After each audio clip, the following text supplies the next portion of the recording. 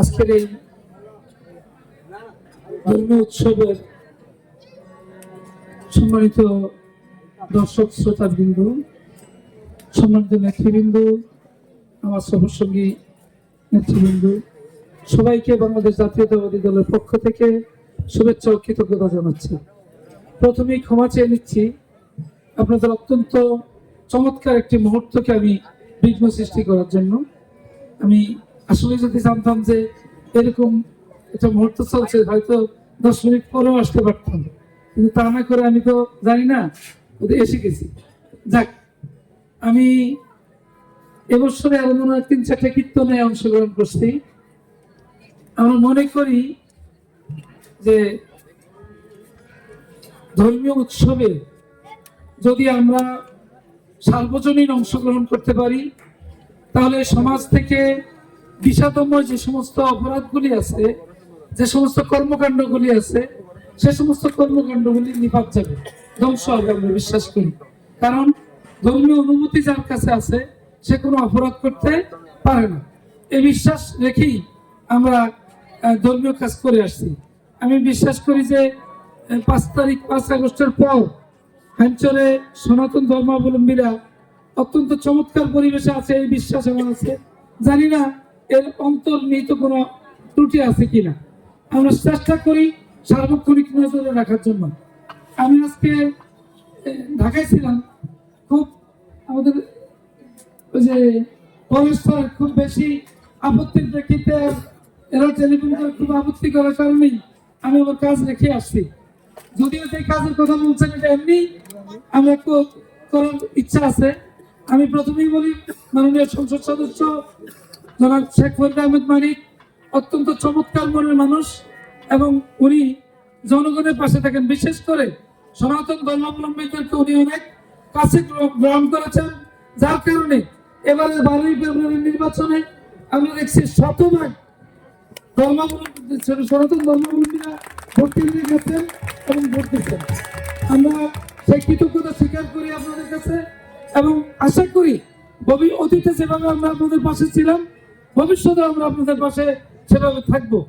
আর আপনাদের সুখে থাকতে না পারি, আল্লাহ না করুক, যদি কোনো কষ্টে থাকেন, সেই কষ্টের সময়টা যেন আমরা ভাগ নিতে পারি, সে আমরা প্রতিশ্রুতি দিচ্ছি। আমি মাননীয় সংসদ সদস্যের কাছে আপনাদের দাবিগুলি খুব তাড়াতাড়ি উপস্থাপন করব, সম্ভব হলে আজকে রাত্রে আমি উপস্থাপন করব। আর আশা করি যে রাস্তার যে কাজটা, সব কাজ একটু দীর্ঘতিতে হবে, তাই না? একসাথে তো সবগুলো সম্ভব না। আমরা রাস্তার গাইডওয়াল অন্তত এই বছরই, হয়তো এই 2-1 মাসের মধ্যেই করে দেওয়ার চেষ্টা করবো ইনশাআল্লাহ। কেমন? আর তাদের তো একটু বেশি অর্থের বরাদ্দ দরকার, ওইরকম জেলা পরিষদের যদি যখন বরাদ্দ আসবে, জেলা পরিষদের বরাদ্দটা একটু বেশি আছে, তখন আমরা জেলা পরিষদ থেকে এটা পাওয়ার জন্য আমরা ব্যবস্থা করব। আমাদের মাননীয় সংসদ সদস্য মহোদয় প্রত্যেকটা মন্দিরে হেঁটে হেঁটে বলছেন যে মন্দিরকে সৌন্দর্য করার জন্য আপনাদের যে পরিকল্পনা আছে, সেই পরিকল্পনাগুলি আমি সর্বোচ্চ 1 বছরের মধ্যে সমাপ্ত করব, নাকি বরুদা? এরকম প্রতিশ্রুতি উনি দিচ্ছেন। ওনার প্রতিনিধি হিসাবে আমরা আপনাদেরকে প্রতিশ্রুতি দিচ্ছি, আগামী 1 বছরের মধ্যেই এটা দৃশ্যমান উন্নতি দেখা যাবে ইনশাল্লাহ। তো আমি আর আপনাদের সময় নষ্ট করছি না। আমরা চাই অতীতে যেমন 12 ফেব্রুয়ারি আমাদের সাথে ছিলেন, আগামী দিনও আপনারা সবাই আমাদের সাথে ঐক্যবদ্ধ থাকবেন। এই সমাজকে বিনির্মাণে, এই রাষ্ট্রকে বিনির্মাণে আমরা সবাই এক এবং অভিন্ন হয়ে কাজ করব, তাহলে এই সমাজ এবং এই রাষ্ট্রটা শান্তিপূর্ণ থাকবে। এই প্রত্যাশা রেখে সকলের সহযোগিতা কামনা করে আমি আমার বক্তব্য শেষ করছি। আল্লাহ হাফেজ।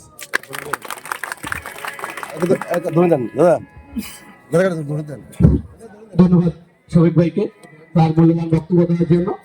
আমি উপস্থিত সকল সুধী ভক্তবৃন্দের কাছে বিনীত অনুরোধ জানাবো, আমরা সবাই সবার জন্য একটু আশীর্বাদ করবো। বিশেষ করে আমার আগত যে অতিথি শফিক ভাইয়ের জন্য সবাই একটু আশীর্বাদ করবেন, সে যেন যেই কথাগুলি দিচ্ছে সেগুলি যেন পালন করতে পারে, আল্লাহ যেন সুস্থ রাখে।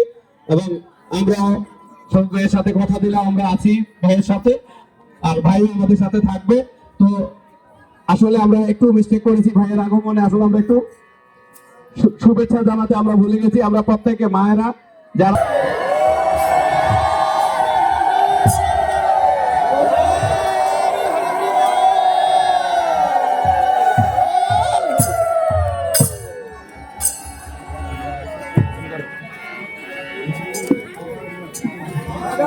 জায়গা